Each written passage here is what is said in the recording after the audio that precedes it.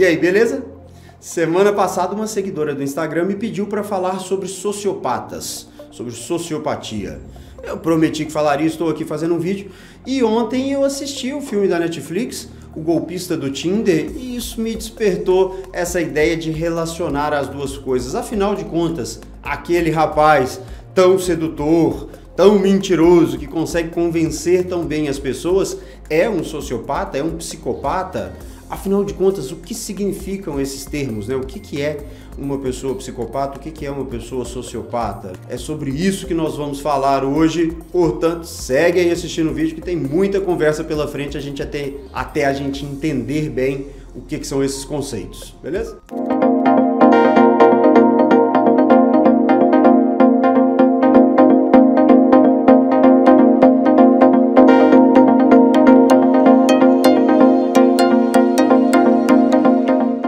Bom, para começar, eu quero falar um pouquinho sobre o filme, porque essas mulheres parecem que foram muito facilmente seduzidas por ele, né? Mensagens ali no Tinder, rapidamente as coisas começam a caminhar, marcam um café e de repente já tá dentro de um avião particular, e aí é champanhe, caviar, restaurantes luxuosos, hotéis 5 estrelas, carros fenomenais, enfim.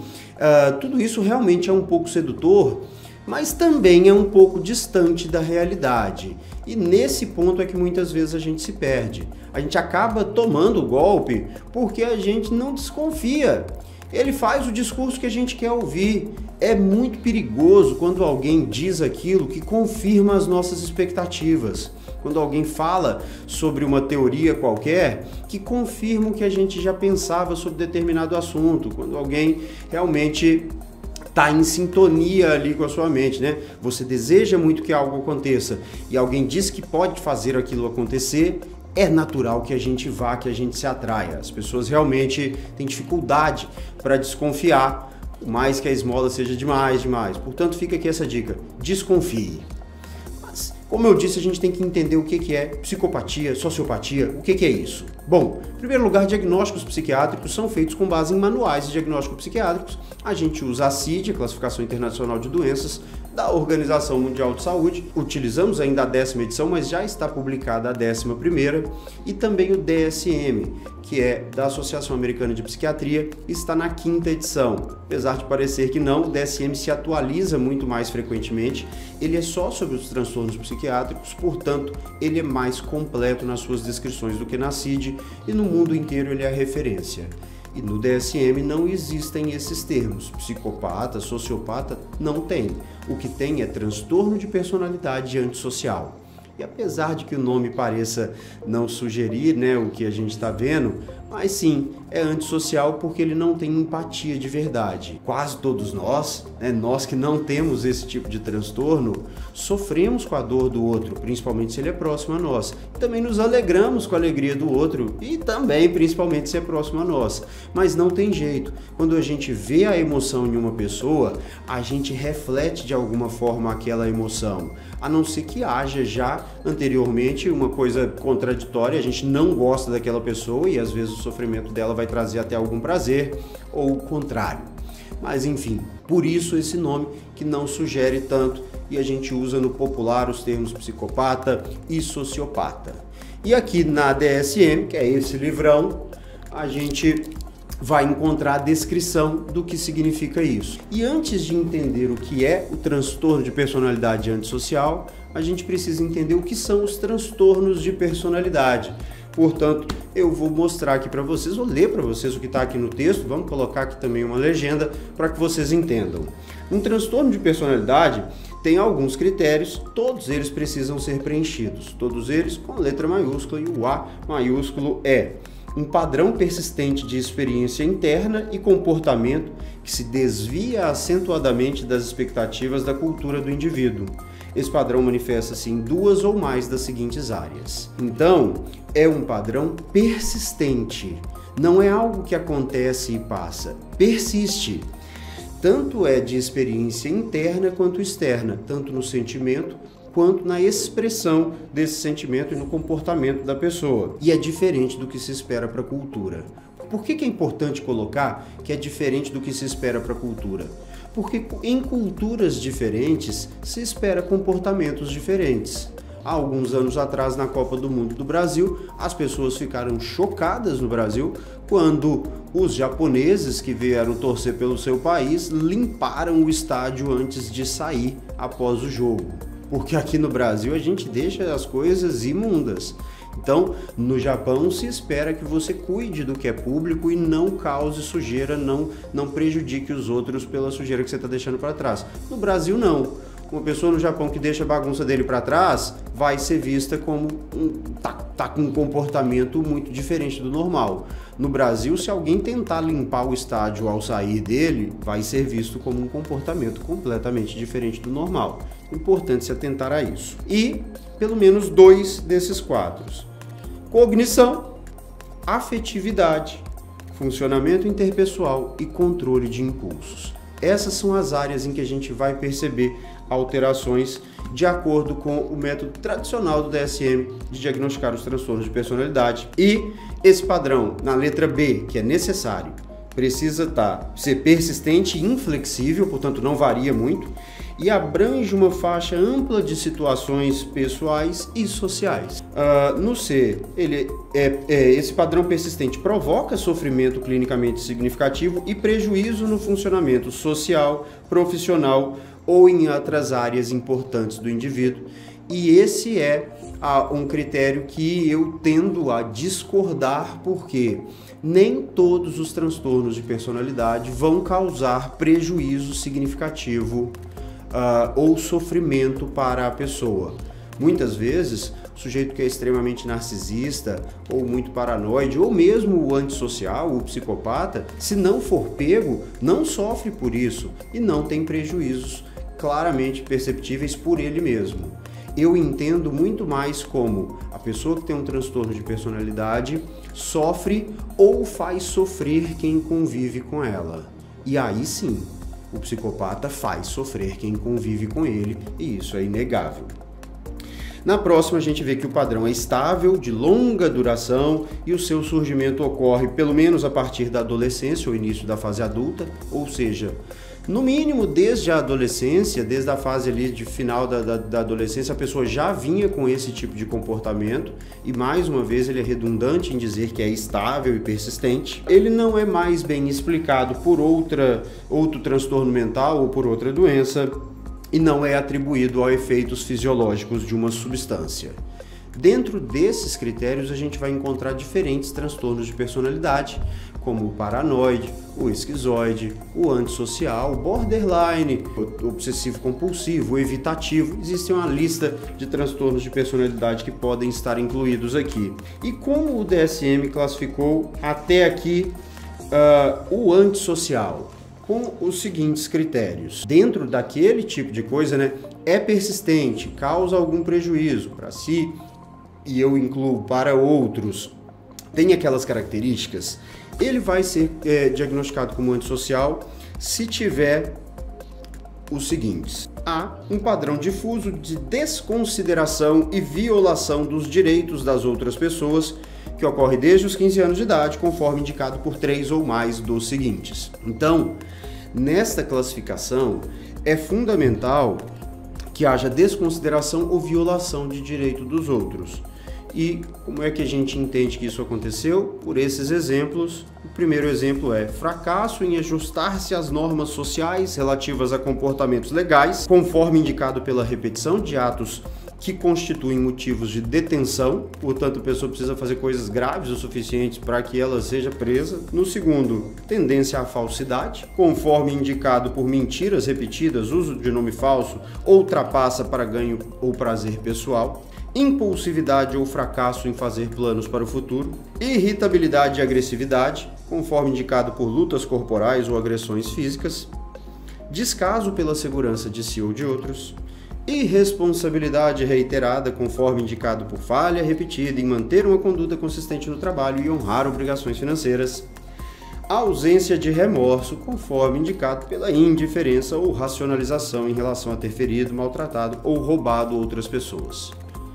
Ainda há os critérios que é preciso ter 18 anos de idade, o critério de que esse transtorno de conduta tinha que estar presente pelo menos aos 15 anos de idade, E isso não acontece exclusivamente durante o curso de esquizofrenia ou transtorno bipolar.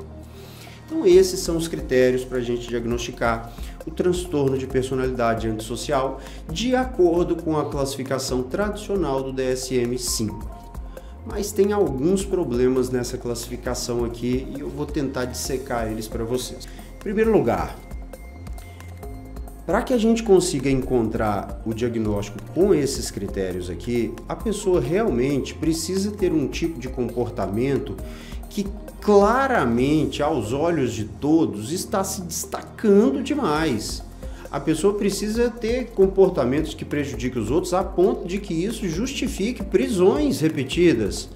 Precisa trapacear, precisa ter descaso pela segurança de si ou dos outros.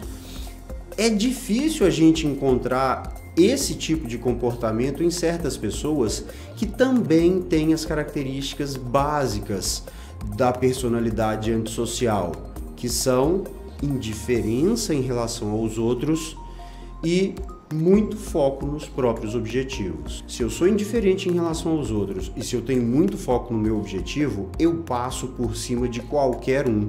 Eu faço o que quer que seja, independente do sofrimento que causa as outras pessoas, para chegar ao meu objetivo. E eu considero que existem 3 tipos de psicopatas principais que a gente vê por aí na sociedade. Um deles é o psicopata serial killer, né? O assassino em série, aquela pessoa que gosta de ver sangue, que tem realmente, em geral, um histórico de vivências agressivas na infância, que presenciou ou foi vítima de agressividade, de abandono, de descaso, de negligência, mas principalmente que viu muitas cenas de grande agressividade enquanto era criança, era muito jovem, isso cresce com ele e ele, sendo muito insensível, pode desenvolver essa tendência. Existe aquele psicopata muito diferente deste, que é o grande líder.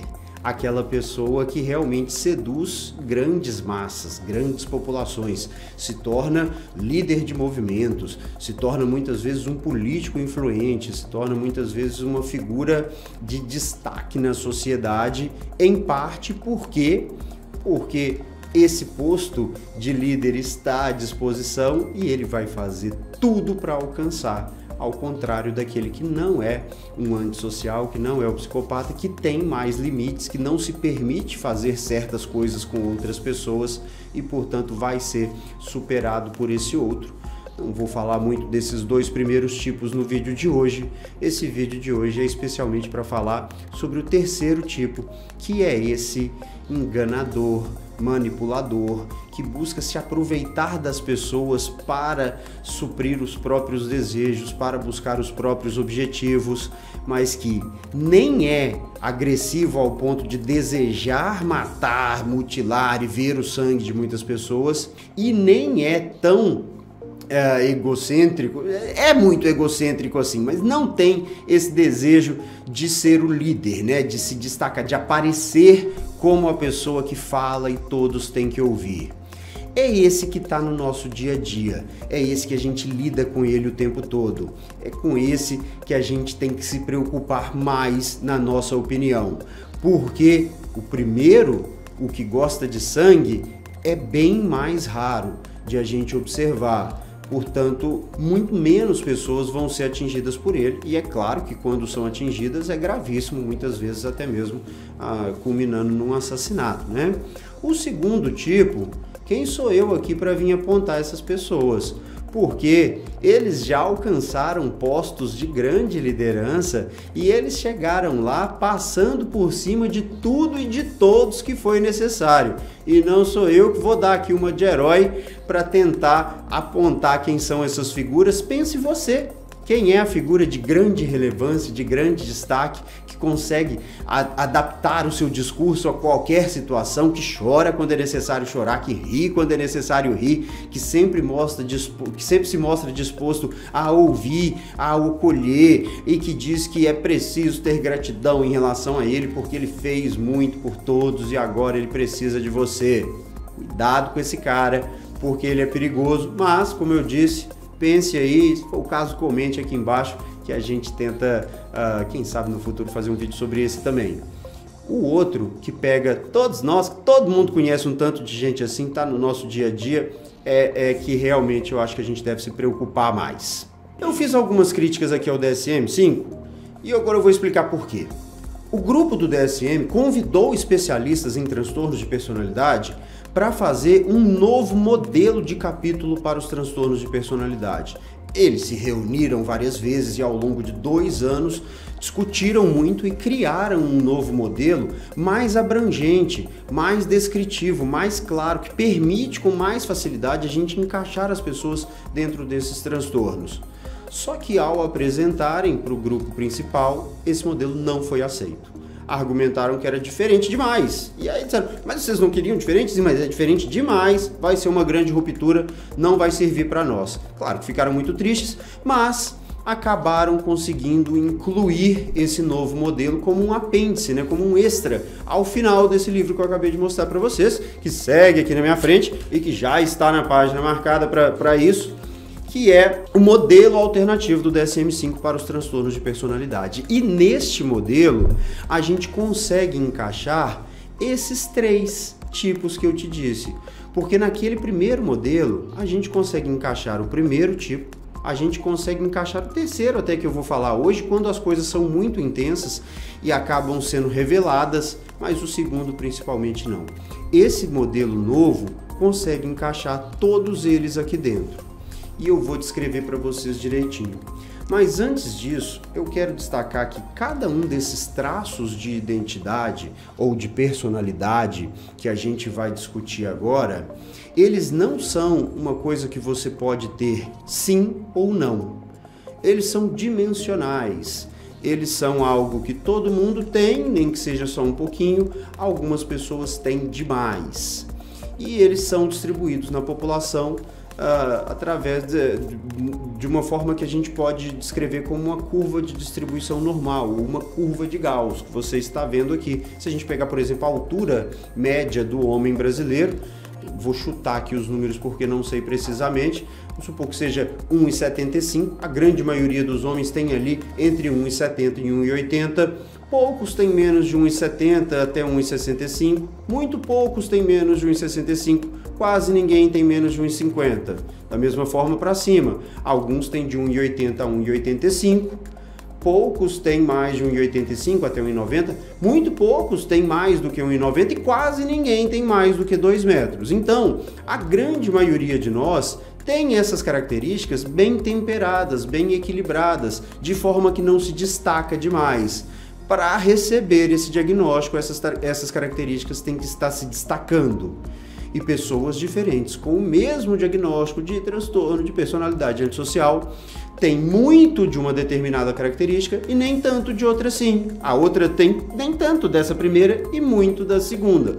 Portanto, há essa gama de apresentações muito diferentes, mas que tem algo em comum. E esse algo em comum é o que eu vou ler agora aqui para vocês. Em primeiro lugar, é preciso haver um prejuízo moderado ou grave no funcionamento da personalidade, manifestado por dificuldades características em 2 das 4 áreas a seguir: identidade, egocentrismo, autoestima derivada de ganho, poder ou prazer pessoal, autodirecionamento, ou seja, definição de objetivos baseada na gratificação pessoal, ausência de padrões pró-sociais internos, associada à falha em se adequar ao comportamento lícito ou ao comportamento ético em relação às normas de conduta, empatia, ausência de preocupação pelos sentimentos, necessidade ou sofrimento de outras pessoas, ausência de remorso após magoar ou tratar mal alguém e intimidade.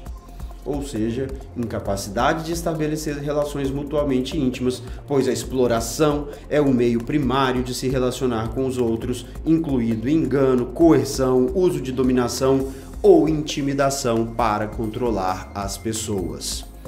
Portanto, são essas 4 áreas em que a gente vai ver problemas. E se a gente for pegar tintim por tintim, egocentrismo, autoestima derivada de ganho, prazer ou poder ou prazer pessoal, todo mundo quer. É bom a gente ser um pouco egocêntrico. Aliás, todos nós somos centrados em nós mesmos. Para cada um, Ele mesmo é a pessoa mais importante do mundo. O problema é que isso tá exagerado demais. Todo mundo tem uma autoestima que vai ficar mais inflada quando você tem um ganho, um poder ou um prazer pessoal. Acontece que para essa pessoa a autoestima depende disso de forma muito intensa e por isso ele vai buscar isso de forma exagerada. No segundo ponto, a gente vai ver a mesma coisa no autodirecionamento. Definição de objetivos baseado na gratificação pessoal. Ora, se você está procurando um emprego, a pessoa te chama para uma entrevista e te pergunta quanto você pretende ganhar. Você diz, eu pretendo ganhar tanto, pretendo ganhar 10 mil reais por mês. O sujeito fala, eu pago no máximo 5. Você fala, para mim esse emprego não serve, eu pretendo ganhar 10, eu acho que a minha formação é para 10, 5 para mim não serve. Então todo mundo é um pouco assim, só que ele é exagerado demais. A ausência de padrões pró-sociais. Bom, entre eu e o outro, eu fico comigo, mas isso não significa que eu desprezo o outro. Esse sujeito realmente despreza e falha em se adequar ao comportamento lícito ou ético. Não é que essa pessoa vai voluntariamente, propositalmente desobedecer todas as normas legais ou éticas ou morais da sociedade em que ele vive, mas se precisar ele vai. No que não é necessário, ele vai se comportar normalmente, mas quando é em nome do seu objetivo, ele é capaz de infringir qualquer regra, qualquer norma. Portanto, não é o desejo de ir contra a regra, mas é a capacidade de ir contra a regra sem qualquer remorso, que é o que a gente vai ver no próximo item da empatia, né? A ausência de preocupações pelo sofrimento, necessidade das outras pessoas, a ausência de remorso. Todo mundo tem um pouco de remorso, esse cara não tem nenhum. Tem gente que tem um pouco mais, tem gente que tem um pouco menos. Tem gente que sofre muito mais por ofender alguém do que por ser ofendido. Mas esse cara não sofre nada por ofender alguém. E na intimidade, o próprio golpista do Tinder envolveu as pessoas em relacionamentos que ele não estava envolvido. O objetivo dele era o dinheiro que essas pessoas iriam mandar para ele, viver aquela vida de luxo que ele vivia, mas ele não tinha realmente um sentimento por essas pessoas, portanto, usou o que dá aqui no exemplo, o engano, a coerção, a dominação, a intimidação para tentar controlar e conseguiu controlar muitas pessoas. Tanto o psicopata sanguinário, assassino, ele tem essas características, como o psicopata grande líder tem essas características e o psicopata mais comum do nosso dia a dia também tem. Então, aqui a gente encaixa todo mundo. No critério B, são 6 ou mais dos 7 traços de personalidade a seguir. Portanto, não basta ter 3 ou 4 de 7, são pelo menos 6 desses 7 para a gente dar esse diagnóstico. Quais são eles? Manipulação. Manipulação, que é um aspecto de antagonismo. Nós temos aqui, em relação ao antagonismo, 4 critérios: a manipulação, a insensibilidade, a desonestidade e a hostilidade, e 3 relacionados à desinibição, que são a exposição a risco, a impulsividade e a irresponsabilidade. Por manipulação, a gente entende que é o uso de subterfúgios para influenciar ou controlar as pessoas, uso de sedução, charme, loquacidade. Portanto, esse sujeito não sente o que o outro sente, mas ele é capaz de entender o que o outro sente e expressar o sentimento que for preciso, que for necessário. Quando ele tem isso muito intenso, ele tende a ser um psicopata grande líder. Por quê? Porque se é fácil demais para ele manipular as pessoas, se ele consegue chorar na hora que precisa, se ele consegue expressar a emoção que precisa para controlar as pessoas, ele vai perceber que facilmente ele ganha a empatia de muitos e ele vai buscar cada vez mais. Mas os outros também têm esse tipo de característica. Insensibilidade é a falta de preocupação pelos sentimentos ou problema do outro, que se completa com o primeiro. Eu não me preocupo com o problema do outro, mas eu consigo fingir que sim. Eu não tenho nenhuma dor, nenhum remorso pelo seu sofrimento, mas eu choro junto com você para te convencer que eu tenho, e aí você vai ficar mais ligado a mim. Desonestidade, fraudulência, se fingir de quem você não é, né? Realmente causar os golpes e tudo mais. E a hostilidade é o sentimento de raiva, a agressividade, a irritabilidade. Tudo isso pode estar presente e normalmente estar presente nessas pessoas. Além disso, há a tendência à exposição ao risco, já no critério aqui de desinibição, né? Você não enxerga o risco como as outras pessoas enxergam, mas principalmente não sente medo. O sujeito que é de fato um psicopata, um sociopata, uma pessoa que tem um transtorno de personalidade antissocial, ele não tem medo. Os sentimentos deles são diferentes dos nossos sentimentos. E a gente tem medo das coisas, a gente teme por nós e teme pelos outros. Eles não temem nem por si, nem pelos outros. Eles não gostam do sofrimento, eles não gostam da derrota, mas eles estão dispostos a enfrentar o que for em busca dos seus objetivos sem qualquer sentimento de medo. Você bota um monitor cardíaco nesse sujeito num momento de grande tensão e o coração está lá batendo na mesma velocidade direitinho. Ele está sob grande pressão e ele consegue fazer o discurso que ele tem que fazer perfeitamente. Me lembra muito um personagem que eu conheci há pouco tempo do livro Grande Sertão Veredas, que está ali atrás, que é o Zé Bebelo. Muita gente não leu o livro. O Zé Bebelo passa por uma situação em que ele está sendo julgado por um grupo de jagunços. Se ele for condenado, ele vai ser morto ali mesmo, e ele consegue se defender sem qualquer expressão de medo. Ele fala tudo que tem que falar pausadamente, calmamente, e consegue se livrar daquela situação. Por quê? Porque o medo não faz parte da rotina, não faz parte da realidade dele. A impulsividade, que é reagir imediatamente aos estímulos e principalmente reagir imediatamente e desproporcionalmente aos estímulos, também é algo que é muito comum aqui. E a irresponsabilidade, falha em honrar as obrigações financeiras e tudo mais, enfim, em cuidar das coisas que deveriam ser cuidadas. Todas essas são características do transtorno de personalidade antissocial. E tudo isso faz a personalidade dessas pessoas que, como eu disse, são insensíveis, não se importa com o outro, pensam muito grandiosamente de si mesmos, têm traços narcisistas muito importantes e, principalmente, vão atrás dos seus objetivos com toda a força, com toda a gana, com toda a vontade e passam por cima do que for para atingir esses objetivos. Bom, eu dei aqui todas as características e tudo mais. Agora, como que a gente pode afirmar categoricamente que uma pessoa tem esse transtorno? Realmente, só quando o médico especialista vai fazer a avaliação direta desse paciente e realmente diagnosticar isso. Só que esse sujeito não vai ao médico, ele não vai ao psiquiatra.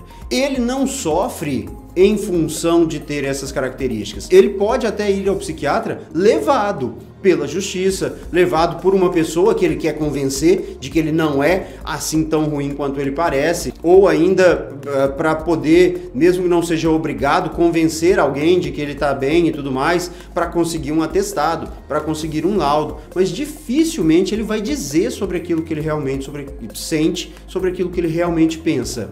Os poucos que eu tive no meu consultório até hoje, eles vieram trazidos em geral pelos pais, ainda na adolescência. E infelizmente não há muito o que a gente vai fazer por essas pessoas, porque uma vez que ele não tem capacidade de sentir a dor do outro ou a alegria do outro, é muito difícil só com o racional passar a se comportar de maneira um pouco mais adequada. A tendência a agir de maneira que vai prejudicar os outros, na maioria das vezes segue pela vida inteira.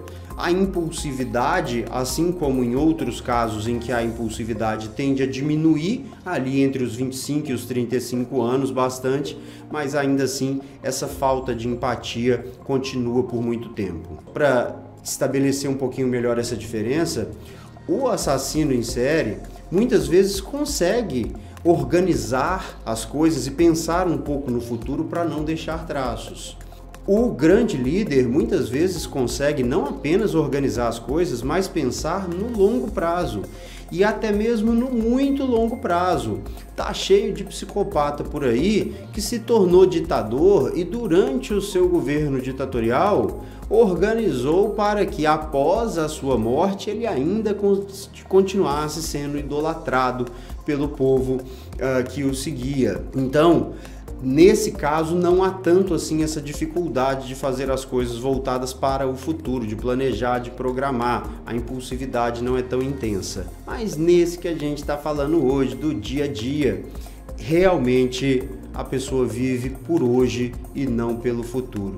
Os objetivos de hoje são muito maiores do que os objetivos grandes que ele tem lá para frente e, portanto, essa pessoa não decola. Na maioria das vezes ele continua vivendo uma vida ali mediana, aplicando pequenos golpes, conseguindo pequenas vantagens, muitas vezes por sorte ou por outras características que ele tem, acerta uma boa. O sujeito convence uma mulher milionária de que ele é o herói da vida dele. Em geral, o sujeito ainda jovem convence uma mulher milionária um pouco mais velha.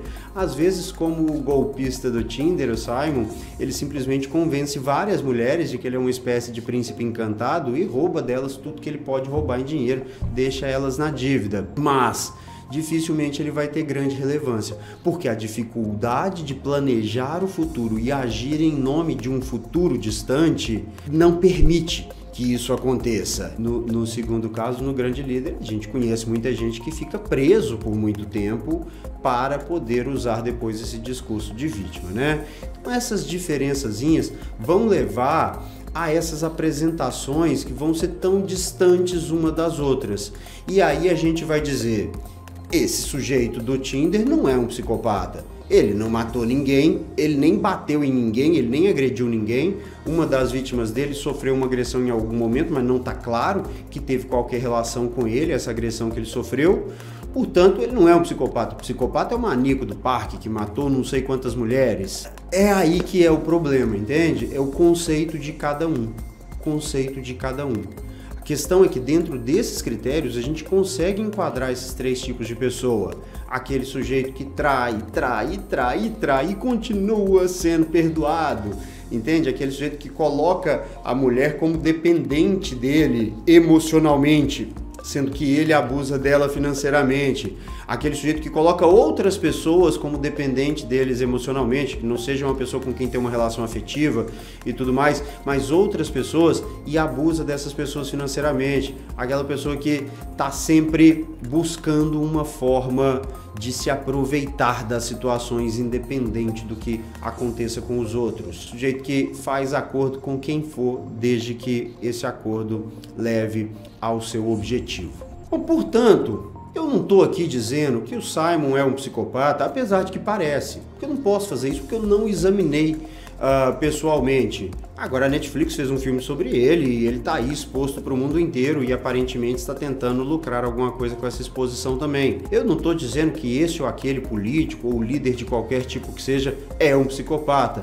Estou dando as ferramentas para que você analise por sua própria conta. Eu não estou dizendo que essa ou aquela figura relevante da sociedade ou aquela pessoa que você conhece ou mesmo aquele participante do Big Brother é um psicopata. Eu estou dando as armas para que você descubra por sua conta própria. Por quê? Porque esse diagnóstico formal dificilmente vai ser feito e vai poder ser exibido por um médico. Por quê? Não temos acesso à pessoa e principalmente não temos acesso à história real da pessoa. Mas tem argumento para tudo, tem desculpa para tudo, gosta muito de ser vítima, tem um histórico de abusos com outras pessoas. Quem já foi íntimo dele não quer ver nem pintado a ouro. Desconfie, né? Sua mãe não gosta dessa pessoa só de bater o olho? Desconfie. Fique de olho, fique alerta, não se permita se enganar por essas pessoas, ou pelo menos ser tão enganada assim por essas pessoas. Tem um detalhe, sempre que eu falo sobre esse assunto me perguntam, grandes empresários também muitas vezes são psicopatas, né? E eu digo que sim, tem traços, mas não são tanto quanto esses golpistas, esses enganadores aí, e não tanto quanto os grandes líderes populares. Por quê? Porque de uma forma ou de outra eles têm que seguir as regras.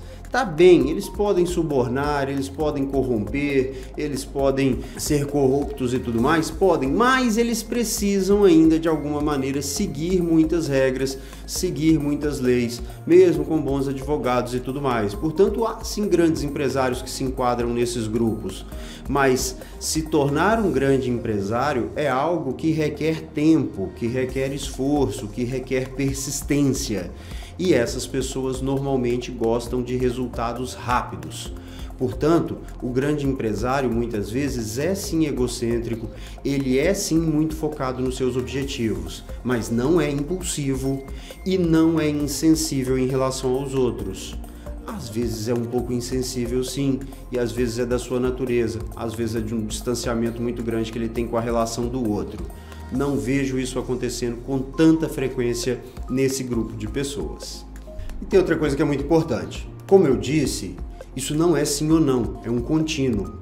E tem muita gente que é sim muito focado nos próprios objetivos, mas quando percebe o que fez com o outro para alcançar aquele objetivo, fica cheio de remorso, se sente muito mal e aí vai tentar às vezes compensar de alguma maneira ou não, mas se sente muito mal, tem o remorso. Então não dá para colocar dentro desse grupo.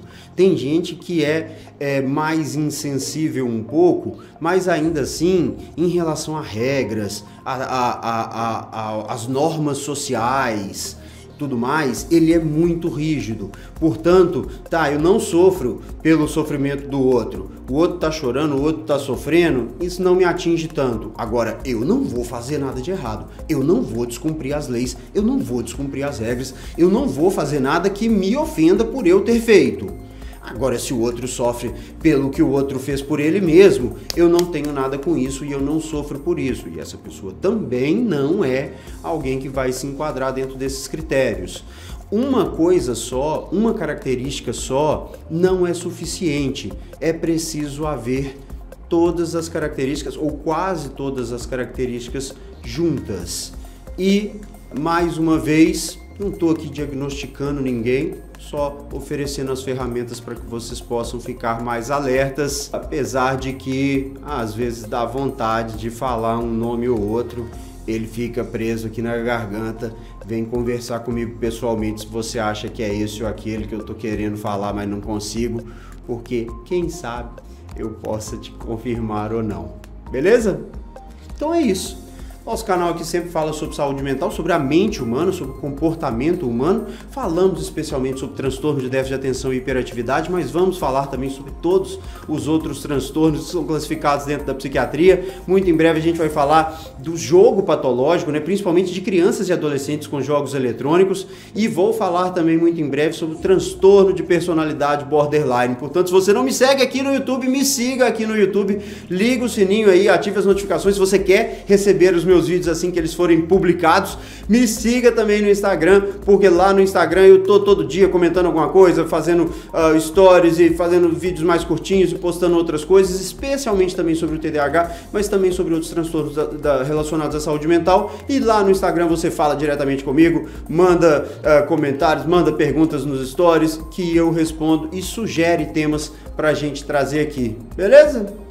Então por enquanto é só. Espero no próximo vídeo. Até mais. Tchau, tchau.